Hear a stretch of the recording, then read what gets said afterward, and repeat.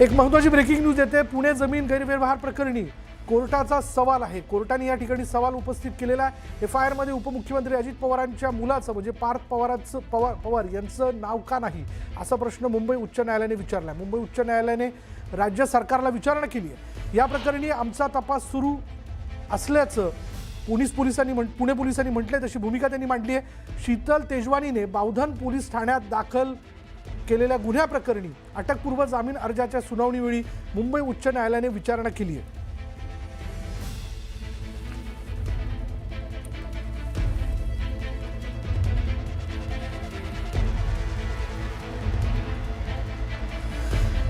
अधिक माहिती आपण जाणून घेणार आहोत। आमचे प्रतिनिधी प्रशांत बाग आपल्या बरोबर आहेत। प्रशांत, काय माहिती याबद्दल? विशाल, आपल्याला माहिती की शीतल तेजवानीला पुणे जमीन घोटाळा प्रकरणामध्ये अटक जरी झाली असली तरी त्या अटकेआधीच अटकपूर्व जामिनासाठी म्हणून त्यांनी दावा दाखल केला होता। आणखी या विषयामध्ये सगळ्यात महत्त्वाचा एक मुद्दा होता की मीडिया ट्रायलचा त्यांनी आरोप केला होता आणि याच प्रकरणाच्या सुनावणीच्या वेळी मुंबई उच्च न्यायालयानं थेट सरकारी वकिलांना सवाल केला की या पूर्ण प्रकरणामध्ये पार्थ पवारांना अटक का नाही। ही सुनावणी सुरू असताना केलेला सवाल हा सगळ्यात महत्त्वाचा आहे। हायकोर्टानं अत्यंत गांभीर्यानं हे प्रकरण समोर घेतलेलं आहे। पुढे पोलिसांनी जरी सांगितलं, अटॉर्नी जनरल जरी सांगितलं की आमचा अद्याप तपास सुरू आहे, तरी उच्च न्यायालय मात्र पोलीस सरकारी वकिलांच्या उत्तरावर मात्र बिलकुल समाधानी नसल्याचं स्पष्टपणे दिसून आलं।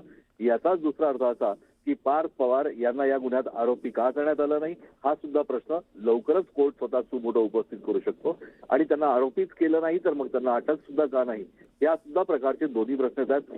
आजच्या मुंबई उच्च न्यायालयात झालेल्या सुनावणीत एक गोष्ट मात्र स्पष्ट झाली असं आपल्याला म्हणता येईल की पार्थ पवार यांच्या अडचणीत वाढ आहे। प्रशांत, मी जरा तुला थांबवतोय। सामाजिक कार्यकर्ता अंजली दमानिया देखील आपल्या बरोबर आहेत। अंजली दमानिया जी, आता खुद्द मुंबई उच्च न्यायालयाने हा प्रश्न विचारलाय की पुणे मुंडवा जमीन प्रकरणामध्ये पार्थ पवार यांचं नाव का नाही? हो ना, मला हे ऐकून इतकं बरं वाटलं की सगळ्या आपल्या सामान्य जनतेच्या मनात असलेला हा प्रश्न आज शेवटी जस्टिस माधव जामदारांनी प्रॉसिक्युशनला विचारला आणि अक्षरशः स्ट्रॉंग शब्दात त्यांना झापलंय की बाकी सगळ्यांची चौकशी होते, यांची चौकशी का नाही होत, पार्थ पवारचं नाव अजून एफआयआर मध्ये का नाही, हा प्रश्न जेव्हा विचारला ते ऐकून खरंच बरं वाटलं। आणि मला असं वाटतं की आता निदान आता तरी प्रॉसिक्युशननी जागं व्हावं। आता तिची फार्स चाललाय तो फार्स कुठेतरी बंद करून मीडिया कंपनीवर आणि पार्थ पवारवर देखील एफआयआर हा तात्काळ झाला पाहिजे। अपेक्षा आहे असं वाटतं तुम्हाला की ही विचारणा झाल्यानंतर तरी पोलीस याबद्दल दखल घेतील? नाही, घेतली तर पाहिजेच, कारण आता हे जे त्यांनी कोर्टात ओपन कोर्टमध्ये जे म्हटलंय ते आता ऑर्डर मध्ये येतंय की नाही मला माहित नाही। उद्या आता ती ऑर्डर आल्यावर बाकीचं सगळं कळेल। पण ओपन कोर्टमध्ये प्रॉसिक्युशनला ऍक्च्युअली त्यांनी झापलं, कारण ते शीतल तेजवानीने ना आधी सेशन्स कोर्ट मूव्ह केलं होतं दुसऱ्या प्रकरणात, म्हणजे त्याच्यावर 2 एफआयआर आहेत। पहिल्यात त्यांना अटक झाली आहे, दुसऱ्यात अटक होऊ नये म्हणून एबीए मूव्ह केला, अँटिसिपेटरी बेल।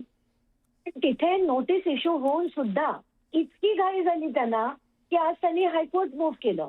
तर जस्टिस जामदारांनी त्यांना प्रचंड झापलं की तुम्ही हे तात्काळ विड्रॉ करा, नाही तर तुमच्यावर मी कॉस्ट लावेन आणि खूप मोठा दंड लावेन। म्हणून आज ते त्यांचं विड्रॉ झालं पिटिशन। पण त्यानंतर हे जे झालं ते ऐकून मला खरंच बरं वाटलंय आणि होप की आता याच्यानंतर तरी प्रॉसिक्युशन एफआयआर बद्दल जरा तरी सिरियस होतील।